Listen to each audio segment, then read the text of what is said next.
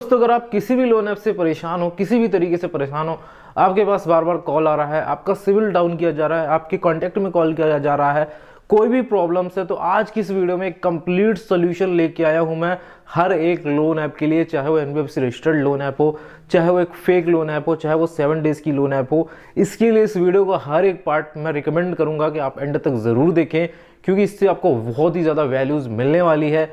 और दोस्तों आप में से 99% अभी लोग जो आ रहे हैं, वीडियोस देख रहे हैं, उन्होंने दोस्तों चैनल को सब्सक्राइब नहीं करके रखा है। आप ये गलती ना करें, अभी के अभी सब्सक्राइब का बटन प्रेस करें, उसके बगल में बेल आइकन का बटन होता है और ऑल नोटिफिकेशंस भी ऑन करें, ताकि जब भी नया वीडियो लेके आए आपके पास सबसे पहले नोटिफिकेशन आ जाए। तो शुरू करते हैं दोस्तों आज का वीडियो, जो कि बहुत ही ज़्यादा इंपॉर्टेंट है। दोस्तों हम बात करें अगर प्ले स्टोर में, तो यहाँ पे आपको प्ले स्टोर पे 2 तरीके की लोन ऐप देखने को मिलती हैं। और इन 2 तरीके को लोन ऐप में जो सबसे पहले तरीके की ऐप है, वो एक ऐसी लोन ऐप है जो कि किसी भी आरबीआई के अंडर में नहीं आती है और ना ही इनकी कोई कंपनी है। ये एक चाइनीज़ लोग होते हैं जो मिल के अपनी ऐप्स क्रिएट करते हैं और प्ले स्टोर पे लाते हैं। उसके बाद भर भर के लोग ऐड चलाते हैं, ऐड पे अपना पैसा खर्च करते हैं। और जब भी कोई उनको ऐड देखता है, कोई भी इंडियंस कस्टमर, जो कि हम सबको पता है आज के टाइम पे हमारी जो पॉपुलेशन है वो काफ़ी ज़्यादा है और हम सबको कभी ना कभी कहीं ना कहीं हमेशा पैसे की ज़रूरत पड़ती है। और ऐसे केसेस में जब हम स्क्रॉल कर रहे होते हैं फेसबुक, यूट्यूब, कहीं पे भी, तो हमें ऐड देखने को मिलता है।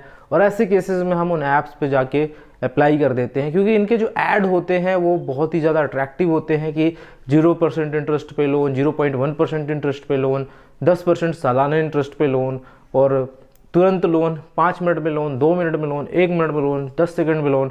इस तरह के एडवर्टाइजमेंट जो होते हैं, भ्रामक एडवर्टाइजमेंट जो होते हैं, फेक एडवर्टाइजमेंट होते हैं, ऐसे एडवर्टाइजमेंट में आके यहाँ पे जब लोग क्लिक करते हैं उस पर, तो डायरेक्टली वो ऐप्स पे पहुँचते हैं। तो ऐसे केसेस में जैसे ही वो ऐप्स को इंस्टॉल करते हैं, तो ऐप्स को इंस्टॉल करते ही उनसे बहुत सारी परमिशंस ले ली जाती है, जैसे कि कॉन्टैक्ट की परमिशंस, कैमरा की परमिशंस, कॉल्स की परमिशंस, बहुत सारी परमिशंस यहाँ पे आपसे ले ली जाती हैं।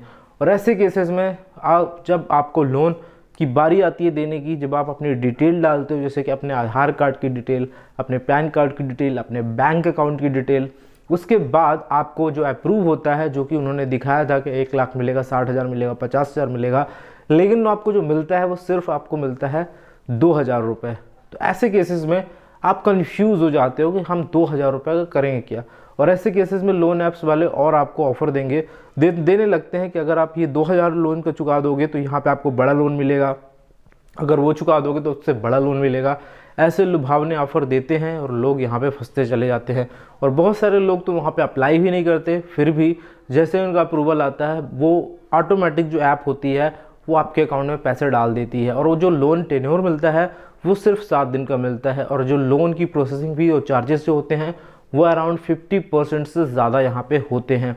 तो ऐसे केसेस में क्या होता है कि मान लो कि किसी ने अप्लाई करा, उसको ऑटोमेटिक उन्होंने लोन दिया, अब उसको 7 दिन के अंदर पेमेंट करना होगा। क्यों करना होगा? क्योंकि 6 डेज से, 6वें ही दिन, 7 दिन हो भी नहीं पाता कि वो 6वें दिन से आपको कॉल करके परेशान करना शुरू कर देंगे, क्योंकि आपका डेटा उनके पास है। बहुत सारे लोग सोचते हैं कि हम अपना नंबर बंद कर देंगे तो कुछ नहीं होगा, लेकिन दोस्तों यहाँ पे दिक्कत तब आ जाती है जब वो लोग अपनी जो आपकी जो पूरी कॉन्टैक्ट लिस्ट है उसको निकाल के रखते हैं और वहाँ पे वो आपके जितने भी कॉन्टैक्ट वाले नंबर हैं उन पे कॉल करते हैं कि इस बंदे ने फ़ोन नहीं उठा रहा है, ऐसी ऐसी चीज़ है। तो ऐसे में जो व्यक्ति होता है जिसने लोन लिया है वो और ज़्यादा परेशान हो जाता है। तो ऐसे केसेस में आता है यहाँ पे वो रिपेमेंट करना सोचता है कि रिपेमेंट कर दूँ, किसी तरह जाल से निकलूँ। और बहुत सारे लोग होते हैं जो रिपेमेंट कर देते हैं। उसके बाद मैंने देखा है बहुत सारी ऐसी ऐप है जिनके ऐप्स अंदर मल्टीपल ऐप्स हैं, वो क्या करती हैं, ऑटोमेटिक बिना कस्टमर के कंसेंट के वो पूरा पैसा डाल देती हैं। फिर क्या होता है, फिर वो वसूली आपसे करती है। अगर आप नहीं कर पाते, आपको कॉन्टैक्ट में कॉल करा जाता है, आपकी जो भी फ़ोटो है उसको मॉर्फ करके भेजा जाता है। ये टैक्टिक्स अपनाई जाती है लोन रिकवरी के लिए, जो कि पूरी तरीके से फेक है। तो अगर मैं ऐसी ऐप की बात करूँ जो भी मैंने अभी बताया है, वो 7 डेज़ की ऐप होती हैं, टोटली फ्रॉड है। इनका कोई रजिस्टर्ड एड्रेस नहीं है, इनकी कोई रजिस्टर्ड कंपनी नहीं है। अगर आप इनकी मेल आईडी भी देखोगे तो gmail.com पे बनी हुई है। तो ऐसे कंपनी का पेमेंट करने का मतलब ये है कि आप अपने पैर पे बार बार कुल्हाड़ी मारने वाले हो। तो सबसे इनका अच्छा तरीका ये होता है कि आप सबसे पहले कंप्लेंट करें, चाहे आप अपने नियरेस्ट पुलिस स्टेशन पे कर सकते हैं, या फिर आप डायरेक्टली साइबर क्राइम पे भी कर सकते हैं। सबसे पहला तरीका कंप्लेंट करना है। सेकंड वे है इसका, आपको कॉल ही रिसीव नहीं करना, इग्नोर करना, हो सके तो नंबर बंद करना है। नेक्स्ट जो सबसे इम्पोर्टेंट चीज़ है, जो सबसे इम्पोर्टेंट है, अपने कॉन्टैक्ट वालों को ये चीज़ समझाना है कि ये लोन ऐप फ्रॉड है, मेरा मोबाइल हैक हो चुका है, अब मेरे पे कॉल आ रहे हैं, मैंने पैसे भी नहीं लिए फिर भी इन्होंने अपने से डाल दिए हैं, ठीक है ना। तो ये चीज़ आपको समझाना होगा, बताना होगा। और मैं आपको बताना चाहूँगा गारंटेड, अगर आपको वो अपने से पैसे दे रहे हैं, आपके अकाउंट पे 7 डेज़ के पैसे हैं, आपको इनका रिपेमेंट करने की ज़रूरत नहीं है। कोई रजिस्टर्ड कंपनी ये नहीं होती हैं, ये आरबीआई भी कहता है, न्यूज़ चैनल वाले भी कहते हैं, हर एक इंसान यही चीज़ कह रहा है। सेकेंड थिंग आती है, यहाँ पे आप बात कर लेते हैं NBFC रजिस्टर्ड लोन ऐप के बारे में।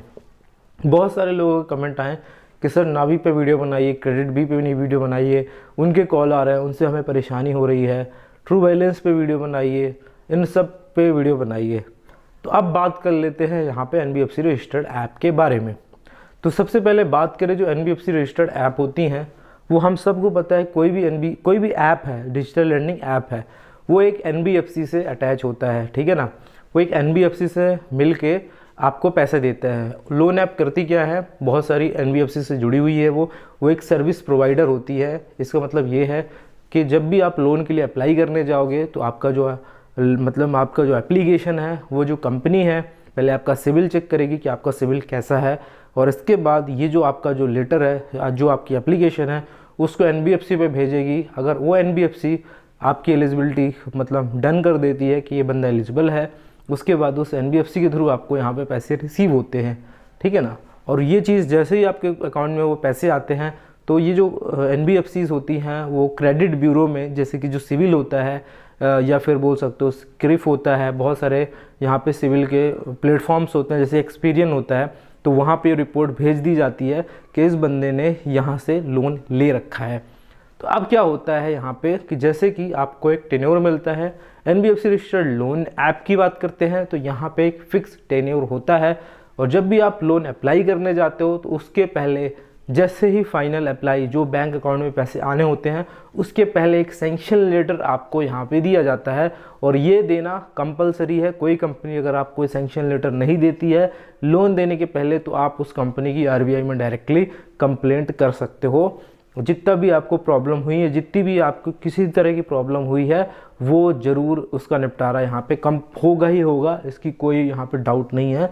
अगर आपको ये पता होता है कि इसका सैंक्शन लेटर हमें मिल चुका है, इतना इंटरेस्ट रेट है, इतने टाइम पे पेमेंट करना है, ये NBFC है इसकी, ये सारी ही चीज़ें आपको पता है, इसका मतलब ये है कि आपने भी उसमें एक एग्रीमेंट टाइप का दे दिया है कि अब मेरे को लोन लेना है, हाँ चलो सारी चीज़ें सही है। तो ऐसे केसेस में क्या होता है, जब आपका फाइनल अप्रूवल दे देते हो, हाँ मुझे लोन चाहिए, तो आपके अकाउंट में पैसा डाल देते हैं, और यहाँ पे आपका बन जाता है EMI। तो EMI की हर एक डेट होती है, और बहुत सारे लोग होते हैं जो EMI टाइम से उनकी जाती है। ऐसे में क्या होता है, उनका क्रेडिट स्कोर इम्प्रूव होता है।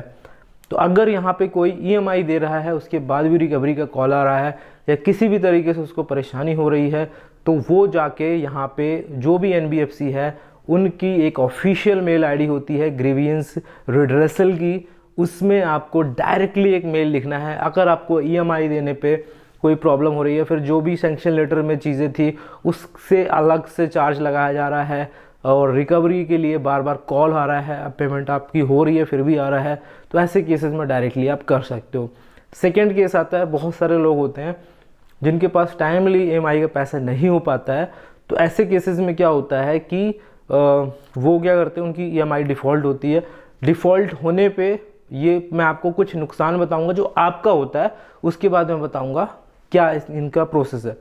तो सबसे पहले जैसे ही EMI आपकी डिफ़ॉल्ट हो रही है, तो इसमें बहुत सारे प्रॉब्लम्स आपको होते हैं। सबसे जो पहला प्रॉब्लम होता है, जब भी अगर आपने नैच मैंडेट कराया हुआ होता है, तो नैच मैंडेट जब जो है फेल होता है, तो यहाँ पे आपसे बैंक भी चार्ज लगाता है। बैंक भी आपके अकाउंट से ऑटो मैंडेट के जो फेल होता है उसका चार्ज काटता है।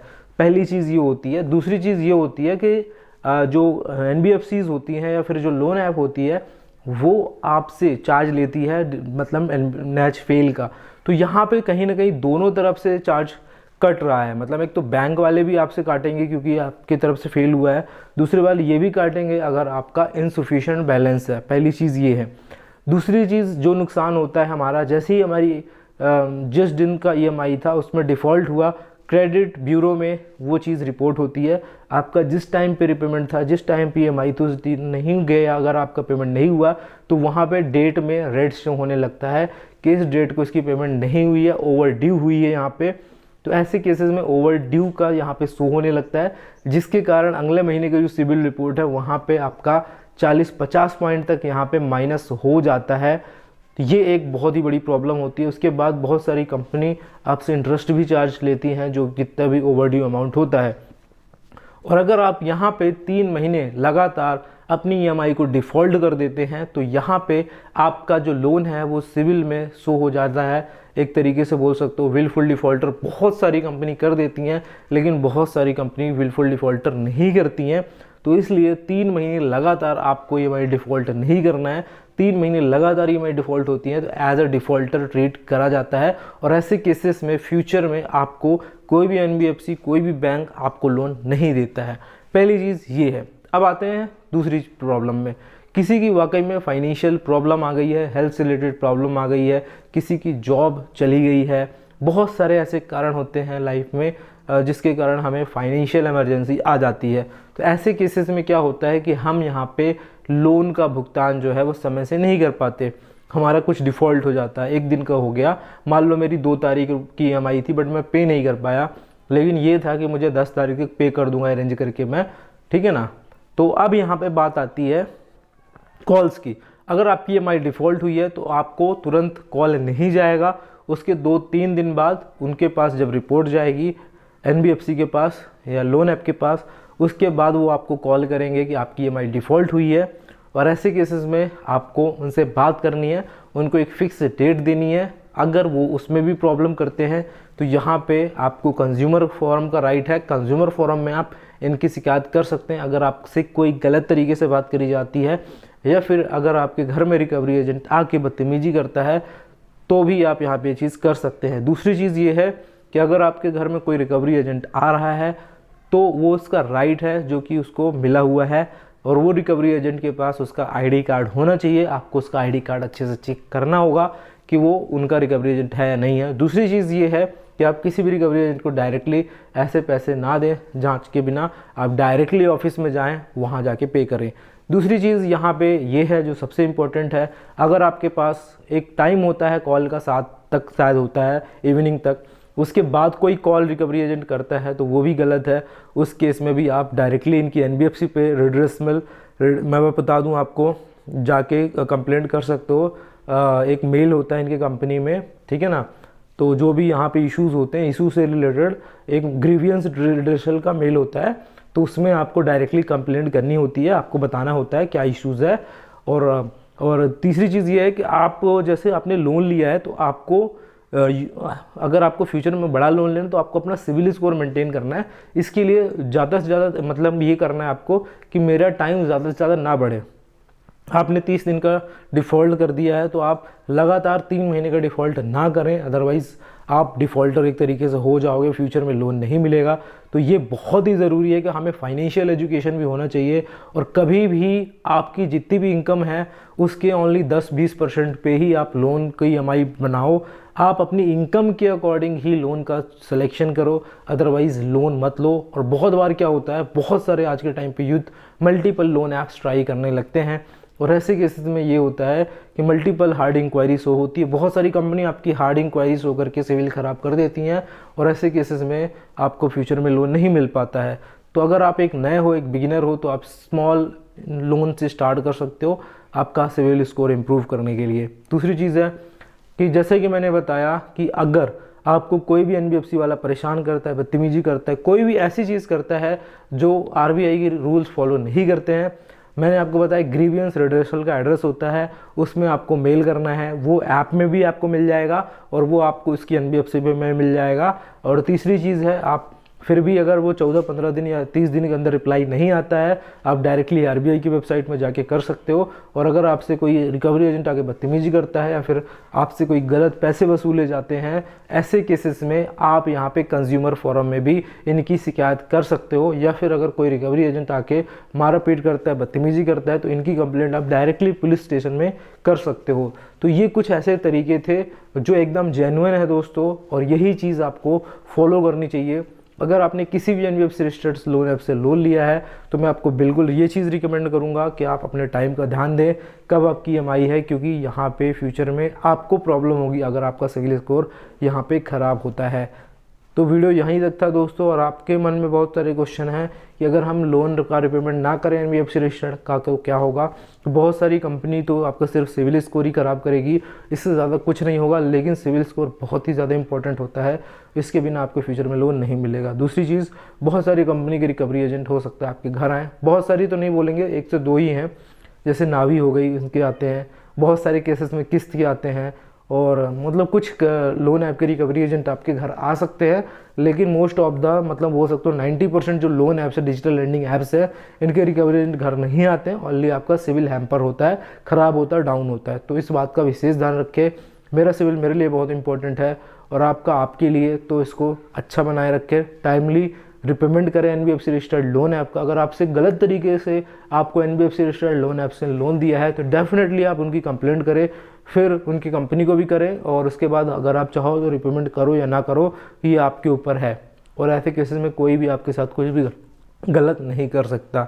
मुझे उम्मीद है दोस्तों आपको वीडियो पसंद आया होगा। अगर आपको कोई दिक्कत है, कोई इशू है, या फिर कोई आपको लग रहा है कि इस कंपनी ने गलत करा है, जो भी इसने मेंशन करा था उसको फॉलो नहीं करा है, जो रूल्स एंड रेगुलेशन उसको फॉलो नहीं करा है, ऐसे केसेस में आप हमसे कांटेक्ट कर सकते हो। आप व्हाट्सअप में, या व्हाट्सअप नंबर तो मैं बाद में दूंगा, आप अभी हमें मेल कर सकते हो, और मेल आईडी में हो सकता है आपको डिस्क्रिप्शन बॉक्स में दे दूं, और साथ ही साथ में आप कमेंट के माध्यम से हमसे पूछ सकते हो। आप सभी का वीडियो यहाँ तक देखने के लिए धन्यवाद। मिलते हैं दोस्तों अगले वीडियो में इसी तरह इन्फॉर्मेटिव वीडियो के साथ।